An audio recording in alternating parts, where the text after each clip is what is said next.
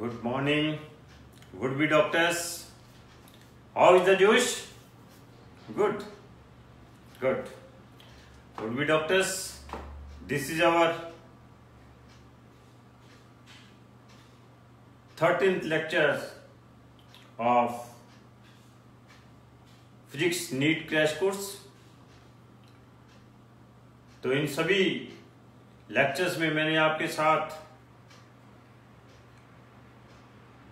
कुछ topics discuss कर दिए हैं फिजिक्स के, वेक्टर्स डिस्कस कर दिया है, motion in one dimension discuss कर दिया है, प्रोजेक्टाइल डिस्कस कर दिया है, कोलिजन एंड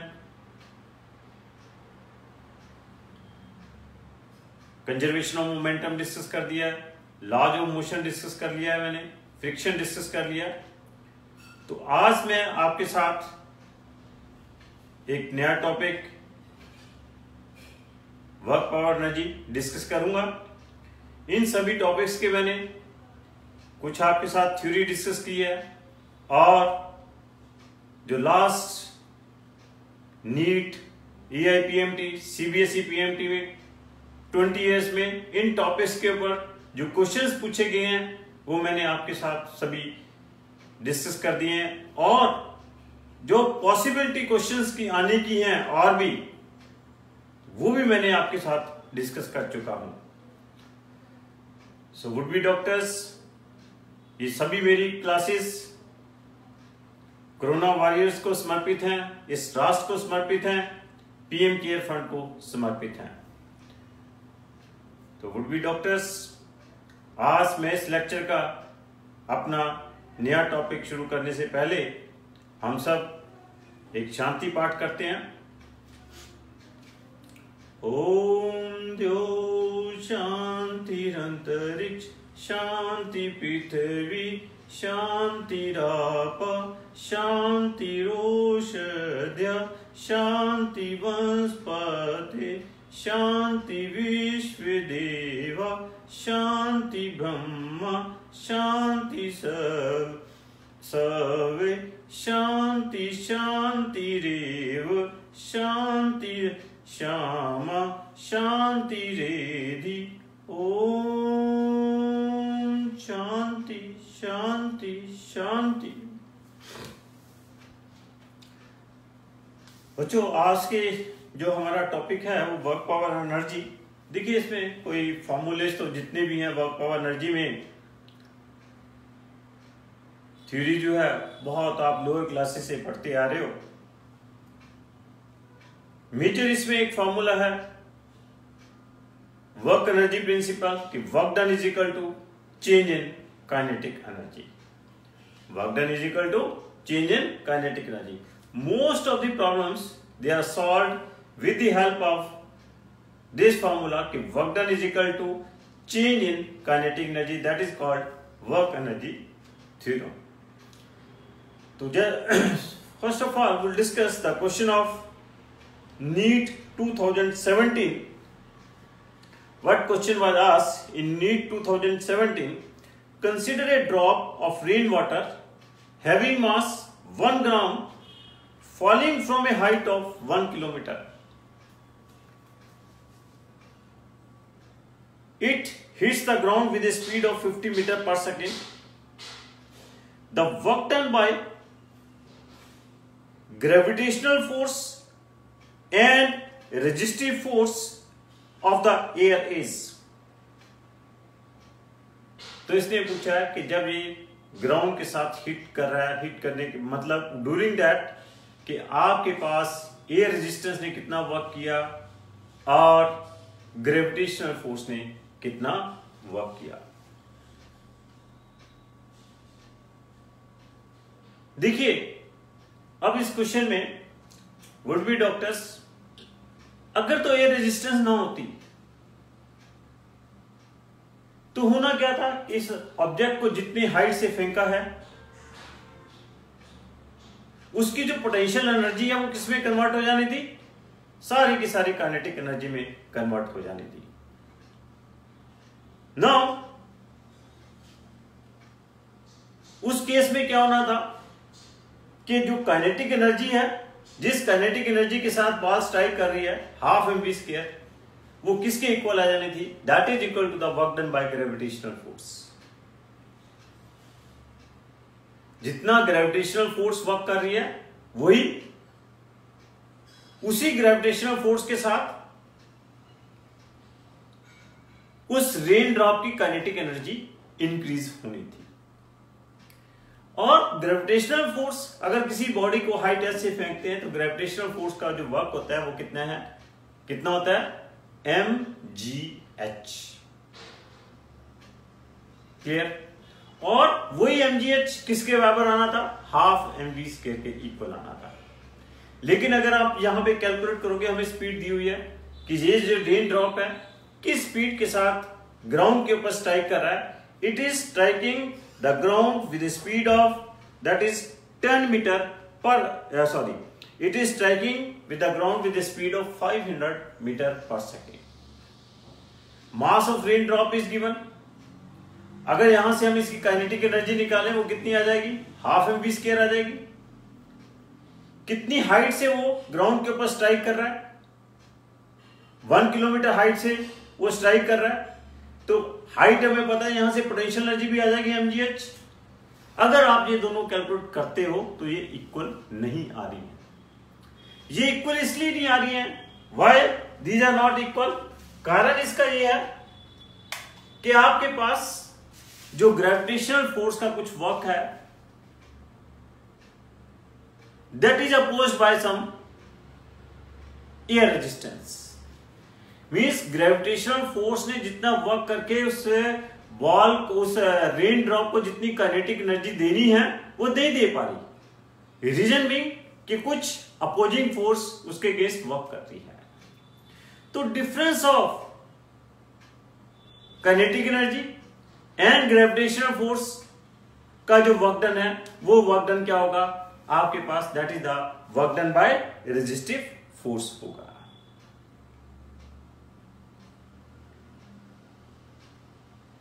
तो अब आपके पास इसने पूछा है, एक पार्ट पूछा है work done by the gravitational force, तो बड़ा क्लियर है, mgh आ जाएगा। Work done by gravitational force that is equal to mgh। m is given, that is 1 gram 10⁻³ kilogram। g is 10 meter per second, that is also given। h is 1000 meter, that is given। तो यहां से आप value substitute करोगे, you will get mgh is 10 joule आ जाएगा। Now अब हम calculate कर लेते हैं kinetic energy. What is kinetic energy? Half mv square. m is 10⁻³ kilogram.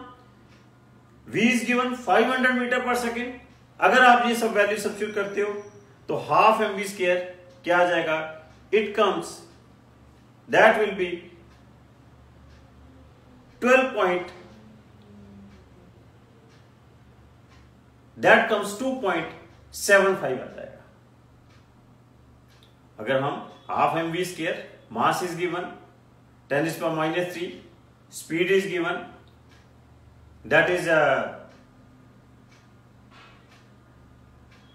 500 metre per second, ये वैल्यू आप सब्स्टिट्यूट करोगे तो आपके पास जो काइनेटिक एनर्जी आ जाएगी this will be nearly 2.25 joule के करीब आ जाएगी। This will be 2.25 joule.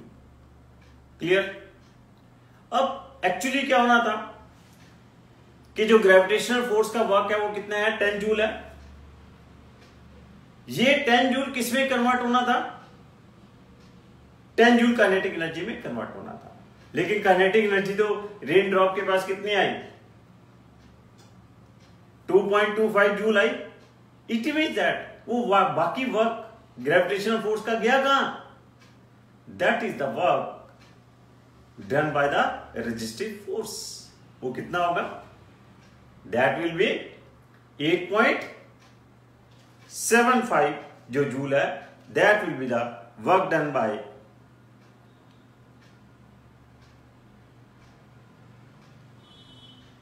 resistive force। 10 joule work done by gravitational force। 1.25 उसके पास क्या आई? 1.25 जूल काइनेटिक एनर्जी आई, तो दोनों का डिफरेंस जो होगा that will be the work done by resistive force. तो अब हमारे पास इसमें चॉइसेस दी हुई हैं, -10 joule, -8.25 joule, 1.25 joule, -8.25 joule, 100 joule, 8.75 joule, 10 joule and -8.75 joule. अब ए चॉइस और डी चॉइस जो है बहुत कंफ्यूजिंग है। देखो, work done by gravitational force, ये तो पॉजिटिव वर्क है, ग्रेविटेशनल फोर्स भी नीचे एक्ट कर रही है, डिस्टेंस ट्रैवल भी नीचे, this is a positive work. 10 joule is a positive work, but जो अपोजिंग फोर्स है वो किधर एक्ट कर रही है, वो तो जिधर रेन ड्रॉप गिर रहे हैं उसकी अपोजिट डायरेक्शन में एक्ट कर रही है, तो वो वर्क डन क्या होगा, नेगेटिव होगा। तो correct answer is 10 joule and -1.25 joule. अगर ये भी चॉइस दी होती 10 जूल एंड +1.25 जूल, वो भी गलत आंसर था। -10 जूल एंड -1.25 जूल, ये भी गलत आंसर है। तो correct answer is 10 joule and -1.25 joule. तो मल्टीपल चॉइस क्वेश्चन की खासियत है, कई दफा क्वेश्चन बहुत सिंपल होता है, लेकिन छोटी सी चॉइसेस इतनी कंफ्यूज करके दी होती है कि बंदा सोचता है कि किस ए पे टिक करूं, अब डी पे टिक करूं। तो जब कंसेप्ट बिल्कुल क्लियर है तो कोई कंफ्यूजन नहीं होगा। Clear? So it's answer will be fourth answer इसका होगा। Next question is, the body of mass 1 kilogram begins to move under the action of a time dependent force दी हुई है। कितनी दी हुई है? 2ti cap plus 3t square j cap Newton. कहते हैं what power will be developed by the force at any time t, किसी भी time t के ऊपर ये कितनी फोर्स डेवलप करेगी। अब देखिए, ड्वेल फोर्स क्या आ जाएगी, P इज इक्वल टू किसी भी टाइम t के ऊपर इंटेग्रेशन ऑफ F डी।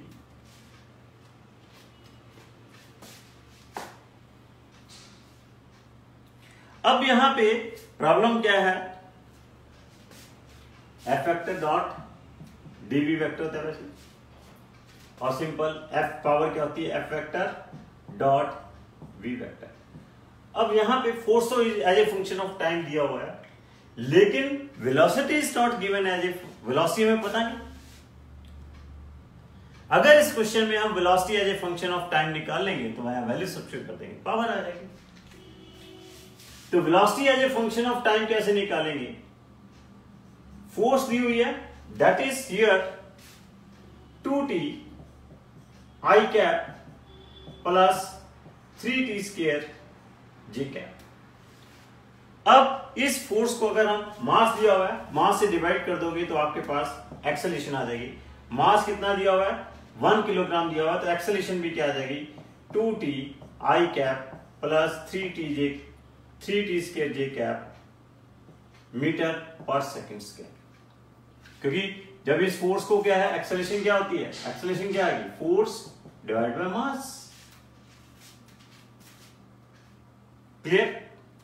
अब what is here a vector, a vector को क्या लिख सकते हैं, dv vector divide by dt, this will be 2t i cap plus 3t square j cap. तो dv वेक्टर क्या आ जाएगा आपके पास, 2t i cap plus 3t square j cap into dt। आप इंटीग्रेट कर दो दोनों तरफ इंटीग्रेट करोगे तो वेलोसिटी वेक्टर क्या आ गया आपके पास, that is will be t square i cap plus t cube j cap metre per second, ये आपके पास वेलोसिटी वेक्टर आ जाएगा। क्लियर? No problem. क्या किया हमारे पास, पावर क्या होती है, F vector dot v vector. F vector पता है, v vector as a function of time नहीं पता। हमें मास दिया हुआ, एक्सेलरेशन वेक्टर निकाल लिया, ए को dv बाई dt लिख दिया। और आपको पता है कि जब भी एक्सेलरेशन दी हो, एक्सेलरेशन टाइम इक्वेशन से वेलोसिटी टाइम इक्वेशन पे जाना हो तो मैंने आपको क्या कहा था, इंटीग्रेट कर दो। तो एक्सेलरेशन टाइम इक्वेशन से हमने वेलोसिटी टाइम इक्वेशन के ऊपर गए हैं तो क्या किया हमने, दोनों तरफ इंटीग्रेट कर दिया, तो velocity as a function of time आ गई।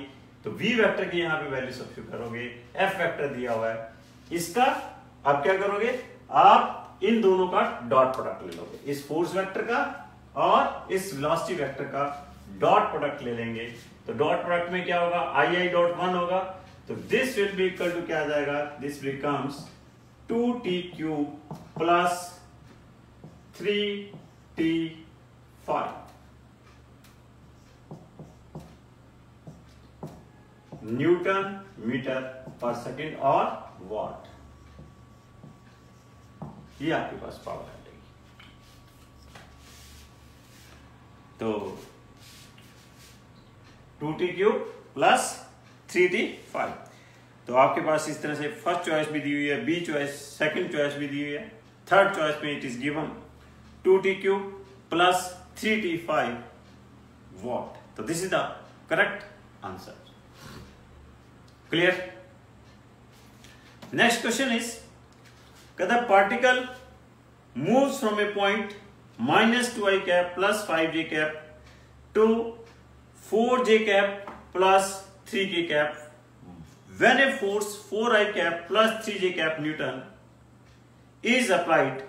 कहता how much work has been done by the force? कितना work done होगा? Would be doctors, work done क्या होता है, F vector dot S vector. Work done is F vector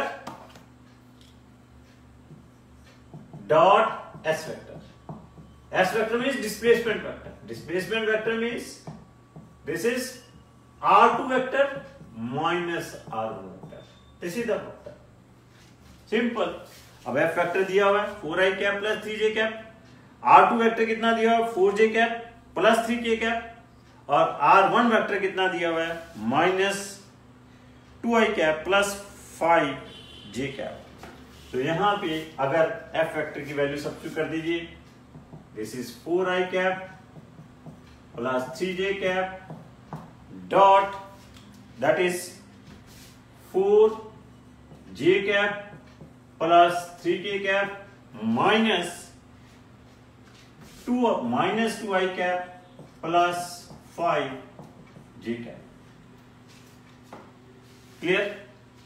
तो आप इसको 4i cap plus 3j cap dot क्या आ जाएगा, ये this will B 2i cap plus क्या आ जाएगा, माइनस 5j प्लस 4j, तो this becomes minus j cap plus 3k cap.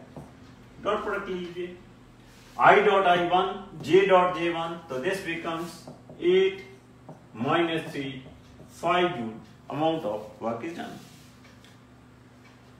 So it is, first choice is given 8 joule, second choice is given 11 joule, third choice is given 5 joule, this is the correct answer, and fourth choice is given 2 joule. Clear? This question was asked in NEET 2016. उससे पहले वाला question NEET 2016 में था। Now, अब मैं जो question कर रहा हूं, it was asked in CBSE AIPMT 2015. कहता two similar springs P and Q having the spring factors KP और KQ दिए हुए हैं, और क्या दिया हुआ है, KP is greater than KQ दिया हुआ है। They are stressed, उनको हमने स्ट्रेस कर दिया। कहता है first they are stressed by the same force, और फिर कहता है first they are stressed by the same amount, और फिर कहता है then they are stressed by the same force, और it is asked कि in which case, P के केस में, किस केसेस में, नीचे चॉइसेस दी हुई हैं कि किस में वर्क डन ज्यादा होगा। मतलब कि अगर stressed by the same amount है तो P में वर्क डन ज्यादा होगा या Q में ज्यादा होगा। अगर सेम फोर्स दी हुई है तब उनमें वर्क डन में क्या रिलेशन होगा। बहुत ही अच्छा क्वेश्चन है। देखिए, work done by spring when it is test in general work done क्या होता है, that is half K X square.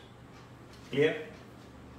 और this can be written as half F X, और it can be written as half fx, or it can be written as half f square by k। x की value f क्या होता है, f क्या होता है कि x को क्या लिख सकते हो, f by k, तो it can be written as f square by 2k। now अब वर्क डन क्या आ गया, एक वर्क डन क्या आ गया हाफ, एक तो क्या आ गया हाफ के एक्स स्क्वायर भी होता है, और वर्क डन क्या होता है that is F square bye 2k। ये दो फॉर्मूले आ गए वर्क डन के आपके पास। क्लियर? नाउ अगर तो आपके पास एक्स सेम है, if both the springs are stressed by the same amount, X same है, तब वर्क डन क्या होगा, directly proportional to spring factor होगा। तब वर्क डन क्या होगा, directly proportional to spring factor. जिसका स्प्रिंग फैक्टर ज्यादा है उसका वर्क डन ज्यादा है। तो इसमें पी और क्यू स्प्रिंग फैक्टर दिए हुए हैं, के पी और के क्यू, तो के पी इज ग्रेटर देन के क्यू है, तो work done in P will be greater than work done in Q होगा। क्लियर? अब अगर फोर्स सेम है तो वर्क डन क्या है, inversely proportional to spring factor है। जिसका स्प्रिंग फैक्टर ज्यादा होगा उसमें वर्क डन कम होगा, जिसका स्प्रिंग फैक्टर ज्यादा होगा उसमें वर्क डन कम होगा। तो if they are stressed by the same force then WP will be less than WQ। तो इसमें हमारे क्वेश्चन में ये क्या है, this is case first and this is the case second। clear? case first में WP will be greater than WQ and case second में WP will be less than WQ। clear? तो this is given in choice C, WP is greater than WQ and WQ is greater than WP। so this is the correct answer। क्योंकि जब हमारे पास force same है तो आपके पास उस case में work done inversely proportional to spring factor है, और जब आपके पास डिस्टेंस सेम है तो वर्क डन क्या है, directly proportional to spring factor है। क्लियर? तो याद रखना है मल्टीपल चॉइस के लिए वैसे भी और भी अच्छे क्वेश्चन आ सकते हैं इसके बाद, कि जब x सेम है तो work done directly proportional to spring factor, और जब f सेम है तो work done is inversely proportional to the spring factor. Clear? Next question is, it is asked in EIPMT 2015। कहता है block of mass 10 kg moving in x direction with a constant speed of 10 meter per second subjected to a retarding force of 0.1 x meter per second, 0.1 x joule per meter in during its travel from x is equal to 20 meter to 30 meter. Its final kinetic energy will be। तो what is the question, कि आपके पास एक कोई body block है जिसका मास दिया हुआ है 10 kg और initially it is moving with the speed of 10 metre per second. इसके ऊपर एक अपोजिंग फोर्स अप्लाई करते हैं। जैसे ही हम इसके ऊपर एक अपोजिंग फोर्स अप्लाई करेंगे व्हाट विल हैपन, इसकी स्पीड कम होगी, इसकी काइनेटिक एनर्जी कम होगी, जो इनिशियल काइनेटिक एनर्जी है वो कम हो जाएगी। तो इट इज आस्क्ड कि जब ये फोर्स, जो कि फोर्स डिस्टेंस के साथ वेरी कर रही है, और वो फोर्स कैसे डिस्टेंस के साथ वेरी कर रही है, that is 0.1x directly proportional to distance vary कर रही है। तो कहता है जब ये बॉडी 20 से लेकर 30 मीटर डिस्टेंस ट्रेवल करेगी 30 मीटर पर, उस समय इसकी काइनेटिक एनर्जी क्या होगी। तो सिंपल यहां पे हम क्या कर लेंगे, एयर वर्सेस, मैंने आपको कहा था very important formula, work energy principle. क्या होता है work done? Work done is equal to change in kinetic energy, that is half final kinetic energy, here means kinetic energy at 20 meters 30 meters के 30 metre minus half m kinetic energy at क्या ले लेंगे, that is at 20 metre. Clear?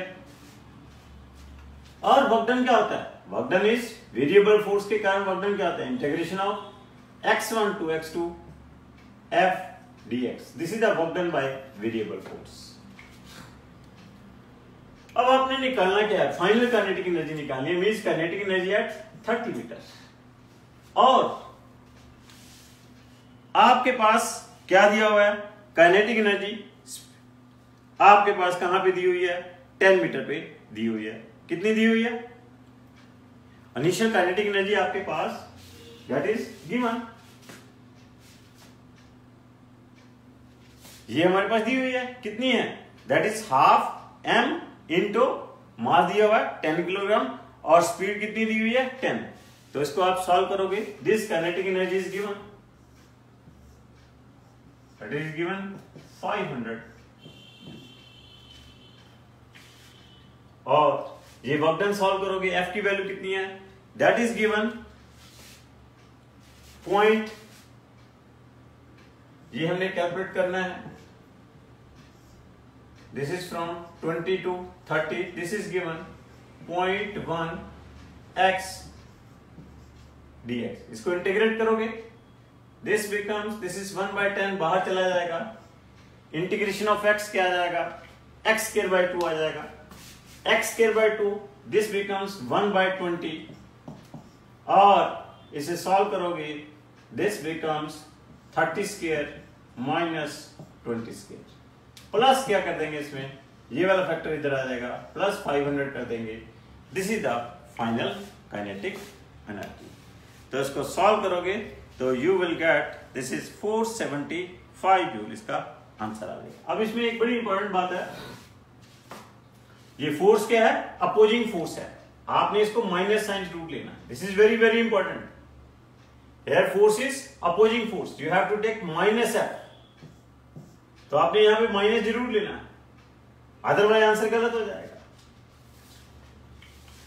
Here it is very important, this force is opposing force, तो आपने F की वैल्यू क्या लेनी है, नेगेटिव लेनी है। और यह क्यों, क्योंकि यहां पे F factor dot dx factor होता है, डी एफ और डीएक्स के बीच में एंगल क्या है, 180 डिग्री है, डॉट प्रोडक्ट लोगे क्या बन जाएगा, माइनस एफ डीएक्स बन जाएगा। इस तरह से भी आप कह सकते हैं। क्लियर? नेक्स्ट इज, कहता है particle of mass m driven by machine that delivers a constant power k watts, if the particle starts on rest, force acting on the particle at any time t, power constant दी हुई है, power constant दी हुई है और हमने force निकालनी है as a function of time.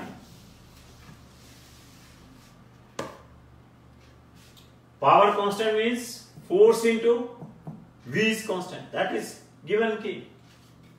अब हमने force as a function of time निकालनी है, तो आपको इस वेलोसिटी को as a function of time लिखना होगा। तो आप इस वेलोसिटी को क्या लिख सकते हो, अभी पीछे बताया मैंने, it can be written as integration of A D T, it can be written as integration of A D T, और it can be written as a क्या है, what is A, is F by M into D T, that is equal to K, और F is F square by M integration of T, that is equal to क्या आ जाएगा, की। तो यहां से हमारे पास क्या आ जाएगा, एफ क्या आ जाएगा, under root of M by kT आ जाएगा। Clear?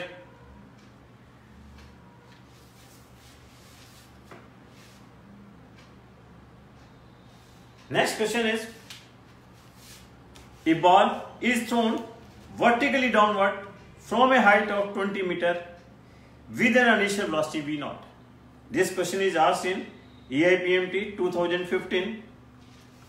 A ball is thrown vertically downward from a height of 20 meter with an initial velocity v naught. It collides with the ground, loses 50% of its energy in collision and rebounds to a same height. Then what is the velocity v naught? अब देखिए, एक body को हमने कितनी speed के साथ फेंका? v not speed के साथ फेंका। नीचे की तरफ किसी हाइट से खड़े होकर v नॉट स्पीड के साथ फेंका। जब हम वहां से फेंक रहे हैं, जब हम किसी बॉडी को हाइट ऐसे फेंक रहे हैं, वहां पे इट मीन दैट इसके पास काइनेटिक एनर्जी भी है और प्लस क्या है, इसके पास पोटेंशियल एनर्जी भी है। इसके साथ फेंक रहे हैं। क्लियर? जब ये ग्राउंड के ऊपर स्ट्राइक करेगी तो इसकी स्पीड क्या होगी? Half M V prime square होनी चाहिए। किस स्पीड के साथ स्ट्राइक करनी चाहिए? हाफ, ये कितनी? It will strike the ground with what? Kinetic energy half M V prime square. What is this half mv prime square? This should be equal to half m v naught square plus mgh होनी चाहिए कि नहीं? This is true या नहीं?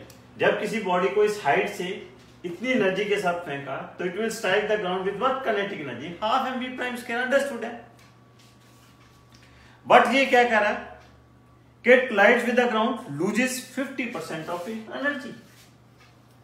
इसकी 50% energy lose हो जाती है।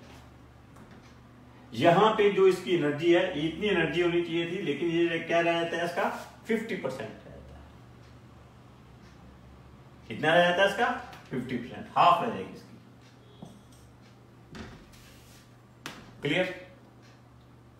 जो भी एनर्जी है, कितनी एनर्जी के साथ स्ट्राइक कर रही है? Half M V naught square plus mgh, और इसके बाद स्ट्राइक करने के बाद ये अपनी आधी एनर्जी क्या कर देती है? लूज कर देती है। नो, और फिर it rebounds to the same height. अब इसका जो v प्राइम होगा, what is v prime? That is under root of 2gh। This is 2gh और half M V prime square. बाद में यहां पे जो काइनेटिक एनर्जी मिली वो उसके साथ सारी की सारी किसमें कन्वर्ट होगी? वो तो किसमें कन्वर्ट हुई? पोटेंशियल एनर्जी में। This is equal to half m into 2gh। So this is equal to क्या होगा? हाफ का ये क्या आ जाएगा? 1/4 m v naught square plus half mgh। Clear? और you can say 1/4 m v naught square is equal to क्या आ जाएगा? जब उसको हाफ को इधर लेके आओगे तो this becomes half M G. M cancel out हो जाएगा तो v नॉट क्या आ जाएगा आपके पास? Under root of 2gh। v naught की वैल्यू क्या हुई? This is under root of 2gh। Otherwise आपको कुछ भी करने की जरूरत नहीं थी। अगर इस बॉडी को रेस्ट से फेंकते तो इसकी पोटेंशियल एनर्जी काइनेटिक एनर्जी में कन्वर्ट हो जाती थी, लेकिन और रिबाउंड नहीं करनी थी इसने। In that case this body will not rebound. अगर ये रिबाउंड कर रही है तो इट मींस दैट ये वाली काइनेटिक एनर्जी ही वापस पोटेंशियल एनर्जी में कन्वर्ट हो रही है। यही काइनेटिक एनर्जी जो हमने ऊपर इसको प्रोवाइड कर दी, इसी काइनेटिक एनर्जी से ये क्या हो रही है? ये रिबाउंड हो रही है। तो ये half M V naught square ही क्या हो रहा है आपके पास? किसमें कन्वर्ट हो रहा है? mgh में कन्वर्ट हो रहा है। क्लियर? दिस इज अ बहुत अच्छा क्वेश्चन। अदरवाइज मैंने इसे कंजर्वेशन ऑफ एनर्जी से किया। Total energy at this point is equal to total energy at this point. फिर total energy at ground is equal to the total energy at the top. और in brief I can say कि अगर हमने simple drop किया होता तो potential energy kinetic energy में convert हो जाती थी और क्या होना था, इसने रिबाउंड नहीं करना था। लेकिन अब क्या हुआ, जब हमने ऑलरेडी वो काइनेटिक एनर्जी दी हुई है तो और वो वापस रिबाउंड कर गई और उसने 50% एनर्जी भी क्या कर दी, लूज कर दी।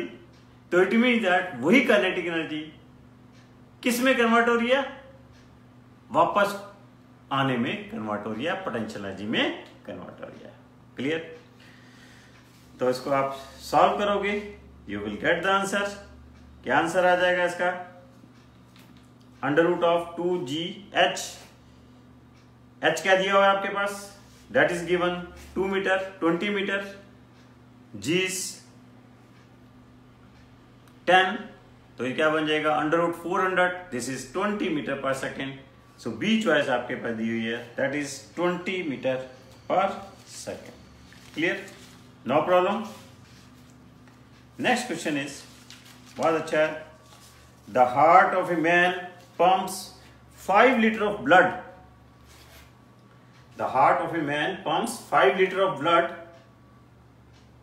through the arteries per minute at a pressure of 150 millimeter of mercury. If the density of mercury is 13.6 into 10 raised to 3 kilogram per meter cube, then power of the heart in watt is। हमने heart की power निकालनी है। अगर heart वो दिया हुआ है कि हमारा हार्ट जो है किस रेट के साथ ब्लड को क्या कर रहा है, वो पंप कर रहा है। अब आपको पता ही है कि हमारे हार्ट का काम क्या होता है कि वो सारी बॉडी में हमारे पास ब्लड को पंप करता है, और उसने दिया हुआ है कि किस रेट के साथ वो ब्लड को पंप कर रहा है। 5 लीटर ब्लड को पर मिनट वो पंप कर रहा है। तो कहता है कितनी पावर लगानी पड़ रही है इस केस में, इसको हार्ट की पावर हमने निकालनी है। तो हाउ इट इज अटेम्प्टेड, एक तो भी इसका ये है पावर निकालनी है, फोर्स इंटू वेलोसिटी। फोर्स यहाँ पे वेट के कारण होगी, weight of the blood that is m into G V, और मास क्या होगा, volume into density into G into V. Clear? Volume को क्या लिख सकते हैं आप, area into length D G into V. Clear? Now इस वॉल्यूम वेलोसिटी को भी क्या लिख सकते हैं आप, L by T. What is here, इस वॉल्यूम को आप वॉल्यूम ही लिख रहे हैं क्योंकि वॉल्यूम हमारे पास दिया हुआ है। V को क्या लिख सकते हो आप, L बाय टी। अब क्या दिया हुआ है आपके पास, वॉल्यूम पर यूनिट टाइम दिया हुआ है, वॉल्यूम पर यूनिट टाइम दिया हुआ है कि कितना वो दिया हुआ है, और ये LDG क्या है, LDG क्या है, दिस इज द प्रेशर, ये क्या है, प्रेशर। तो आपके पास वॉल्यूम पर यूनिट टाइम भी दिया हुआ है, प्रेशर भी दिया हुआ है, आप इसकी वैल्यू सब्स्टिट्यूट कर दोगे, पावर आ जाएगा। वॉल्यूम पर यूनिट टाइम के 5 लीटर ब्लड पर मिनट को पर सेकंड में कन्वर्ट कर देना। क्लियर? और आपके पास प्रेशर कितना दिया हुआ है, 1 पर minute at a pressure of 150 millimetre of mercury. तो मतलब H क्या आया, 150 मिलीमीटर, मिलीमीटर को किस में कन्वर्ट कर लेना, मीटर क्यूब में कन्वर्ट कर लेना। G 10 है, डेंसिटी ऑफ मर्क्यूरी कितनी दी हुई है, वैसे पता भी होती है 13.6 इंटू 10 रेज़ पावर 3। अदरवाइज आप इसको डायरेक्ट भी फॉर्मूले को याद रख सकते हो, power of the heart, power of heart क्या होती है, that is pressure, power of heart that is pressure into DV by dt। Power of the heart क्या है, pressure into DV by dt। Volume rate of जिस rate के साथ volume को pump कर रहा है मल्टीप्लाई बाय प्रेशर। इस फॉर्मूले को भी आप याद रख सकते हैं। क्लियर? तो ये वैल्यू सब्स्टिट्यूट करोगे, you will get the answer. Next question is, कहता है potential energy of a particle in a force field is given as, potential energy की इक्वेशन दी हुई है। What is given potential energy? That is given U is equal to A upon R square minus B upon R. This is given. Here A and B are constants. R is the distance particle from the center of the field. For stable equilibrium, कहता है for stable equilibrium, the distance of the particle is. देखिए क्या relation होता है potential energy और force में? Force होती है negative time to the potential energy gradient minus D U by D R. Force क्या होती है? Minus D U by D R. अगर इस पार्टिकल ने इक्विलिब्रियम में रहना है, what is the condition for stable equilibrium? For stable equilibrium F should be equal to क्या होना चाहिए? For equilibrium F is equal to 0। Understood है कि इक्विलिब्रियम में तो वो स्टेबल तो होगा ही होगा, क्योंकि इसने पूछा ही नहीं कि है या नहीं है, वो हमें जरूरत नहीं है प्रूव करने की। तो इसने सीधा ही पूछा है कि for stable equilibrium the distance of the particle is. हम क्या करेंगे? फोर्स निकाल के उसको 0 सब्स्टिट्यूट कर देंगे। एक्चुअली वो इक्विलिब्रियम की कंडीशन आएगी और वो अंडरस्टूड है कि that equilibrium will be a stable equilibrium. तो आप इसे डिफरेंशिएट करोगे तो क्या आ जाएगा? Minus A by R cube plus B by R square is equal to 0। तो वो आपके पास r क्या आ जाएगा? That is equal to minus 2a upon R cube. तो आप इसे सॉल्व करोगे तो this comes that is r is equal to क्या आ जाएगा? b upon 2। This is the distance where it will be equilibrium. Otherwise बच्चों क्या होता है कि जहां पे फोर्स 0 है वहां पे वो इक्विलिब्रियम है, बट वो इक्विलिब्रियम स्टेबल भी हो सकता है, अनस्टेबल भी होता है। तो स्टेबल इक्विलिब्रियम के लिए क्या कंडीशन है? अगर उस इक्विलिब्रियम के ऊपर उसके फोर्स और डिस्टेंस के बीच में अपोजिट रिलेशन आ जाए, force is directly proportional to minus of distance हो, तब तो वो इक्विलिब्रियम क्या होगा? स्टेबल इक्विलिब्रियम होगा। अगर ऐसा नहीं है तो then it will be a unstable equilibrium. Clear? तो यहां पे तो इसने डायरेक्ट स्टेबल इक्विलिब्रियम का पूछा, तो इट मीन दैट फोर्स तो 0 है ही है। फोर्स 0 आ गई तो उसको 0 सब्स्टिट्यूट कर दिया तो डिस्टेंस आ गया, कितना आ गया? a by b by 2a आ गया। तो पहली चॉइस ये हमारे पास दी हुई है, that is b by 2a। This question was asked in 2012। Now 2011 का क्वेश्चन मैं बता रहा हूं। The potential energy of a system increases if work done is. देखो पोटेंशियल एनर्जी तभी इंक्रीज करती है अगर सिस्टम खुद कंजर्वेटिव फोर्स के अगेंस्ट वर्क करे, तभी पोटेंशियल एनर्जी क्या करती है? इंक्रीज करती है। Potential energy of a system तभी इंक्रीज करती है अगर सिस्टम खुद कंजर्वेटिव फोर्स के अगेंस्ट वर्क करे। अगेंस्ट वर्क करेगा, वो वर्क जाएगा कहां? That work will be stored in the form of potential energy. Clear? Next question दिया हुआ है। नेक्स्ट क्वेश्चन हमारे पास कि force F on a particle moving on a straight line varies with distance as shown in diagram. Work done on the particle during the displacement 12 meter is. Force और displacement का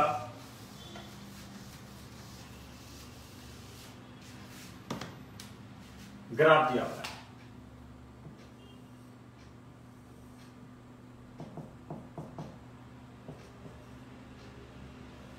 ये graph दिया हुआ है।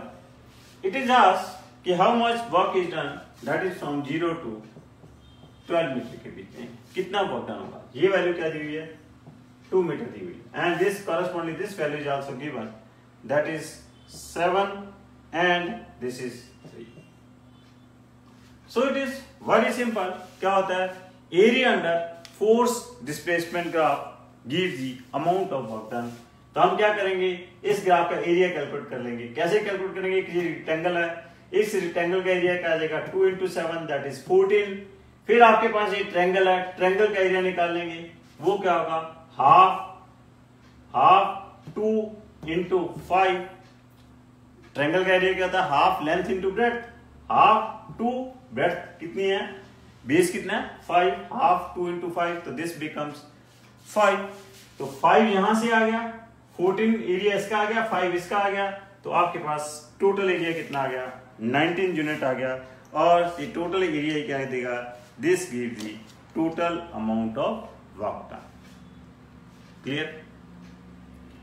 So this is given in D choice, that is 19 Joule. So it's clear. Would be doctors. So would be doctors. हारेगा corona, जीतेगा India. So 26 जुलाई तक, वैसे तो 26 जुलाई नहीं, हमेशा के लिए क्या रहना है, स्वस्थ रहना है और सुरक्षित भी रहना है और जागरूक रहना है और जागृत रहना है। बहुत बहुत धन्यवाद डॉक्टर साहब।